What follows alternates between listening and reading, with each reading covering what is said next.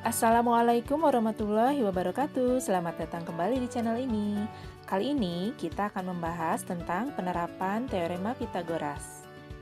Teorema Pitagoras yang telah kalian pelajari di pertemuan sebelumnya dapat kita gunakan untuk menyelesaikan persoalan pada bangun datar ataupun bangun ruang lainnya. Teorema ini juga dapat kita terapkan untuk menyelesaikan permasalahan kontekstual yang berkaitan dengan segitiga siku-siku.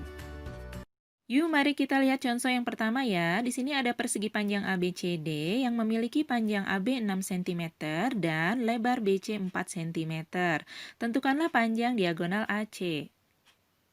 Berdasarkan sifat-sifat yang dimiliki oleh persegi panjang, yang salah satunya yaitu memiliki 4 buah sudut yang masing-masing besarnya 90 derajat atau sudut siku-siku ya, maka sisi AB, BC, dan diagonal AC akan membentuk sebuah segitiga siku-siku.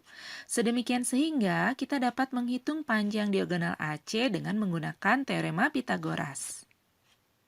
AC merupakan sisi miring, sehingga rumus Pitagorasnya AC kuadrat sama dengan AB kuadrat ditambah BC kuadrat. AB panjangnya 6 cm dan BC panjangnya 4 cm. Sehingga AC kuadrat sama dengan 6 kuadrat ditambah 4 kuadrat. 6 kuadrat itu hasilnya sama dengan 36 ya, diperoleh dari 6 kali 6. Dan 4 kuadrat itu hasilnya sama dengan 16 dari 4 kali 4. Jadi AC kuadrat sama dengan 52 atau AC sama dengan akar dari 52. Berapakah hasil dari akar 52?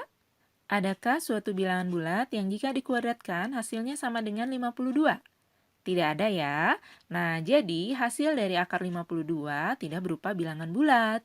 Kita dapat menyatakan hasilnya dalam bentuk bilangan pecahan, atau kita juga dapat menyatakan hasilnya berupa sebuah bilangan bentuk akar. Dan kita akan menyederhanakan hasil dari akar 52 ke dalam bilangan bentuk akar. Caranya, pertama-tama ubah 52 ini ke dalam bentuk perkalian dua buah bilangan. Ada beberapa alternatif di sini ya, bisa 2 kali 26 atau 4 kali 13. Yang kita pilih perkaliannya yaitu yang mengandung bilangan kuadrat. Di sini ada 4. Nah, 4 adalah bilangan kuadrat. Ketika nanti diakarkan, hasil akar dari 4 hasilnya sama dengan 2 ya. Kita tuliskan AC sama dengan akar dari 52, lalu kita ubah 52-nya menjadi 4 kali 13. Sehingga AC menjadi sama dengan akar dari 4 kali 13. Selanjutnya, kita pisah bentuk akarnya karena ini berupa perkalian, jadi boleh dipisah bentuk akarnya. AC sama dengan akar 4 kali akar 13. Jadi AC sama dengan 2 akar 13. 2 ini hasil dari akar 4. Akar 13-nya tetap kita tulis akar 13 karena hasilnya tidak bulat. Nah, jadi diperoleh panjang diagonal AC adalah 2 akar 13 cm.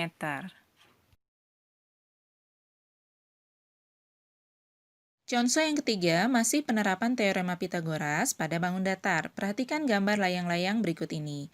Diketahui panjang diagonal BD 16 cm, lalu panjang AO 15 cm dan OC 6 cm. Hitunglah keliling layang-layang ABCD. Sebelum kita menghitung keliling layang-layang, kita harus mengetahui dulu panjang masing-masing sisi pada layang-layang tersebut.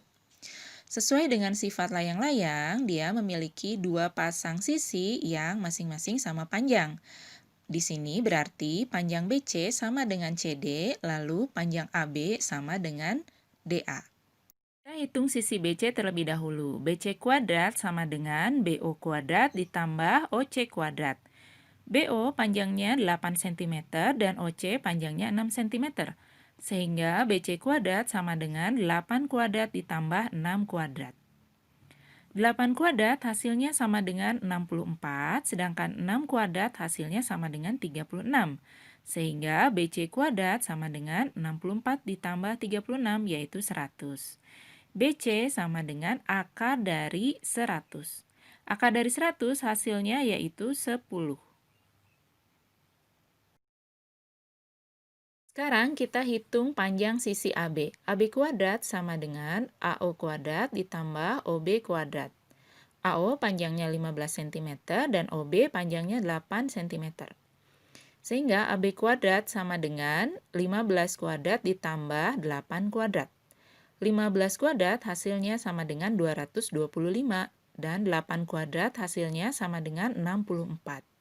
Sehingga AB kuadrat sama dengan 225 ditambah 64, yaitu 289. AB sama dengan akar dari 289.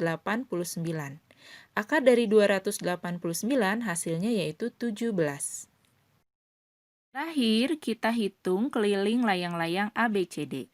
Keliling dari suatu bangun datar merupakan jumlah panjang sisi terluarnya, sehingga keliling layang-layang ABCD sama dengan AB ditambah BC ditambah CD ditambah DA.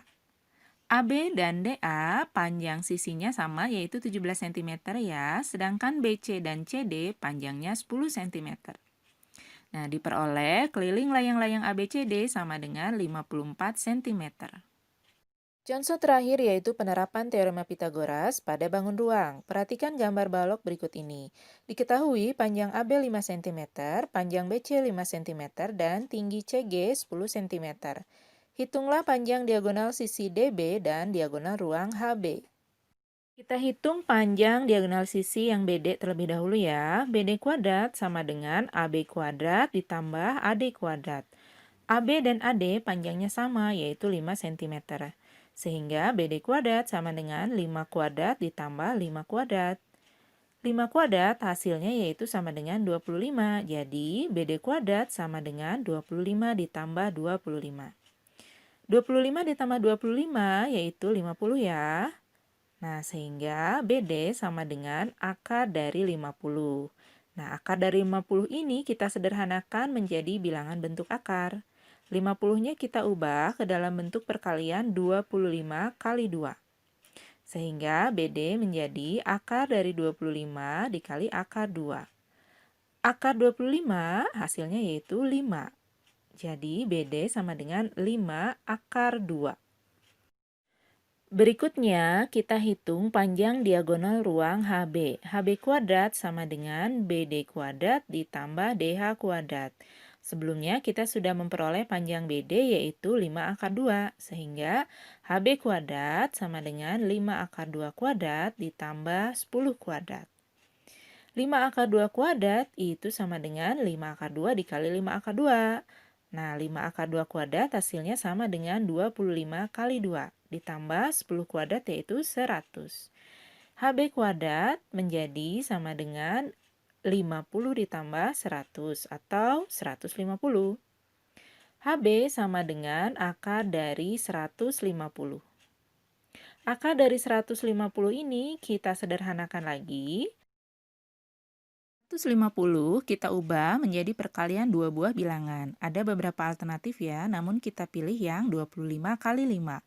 HB menjadi sama dengan akar dari 25 kali 5. Nah, berikutnya kita pisah bentuk akarnya menjadi HB sama dengan akar 25 dikali akar 5.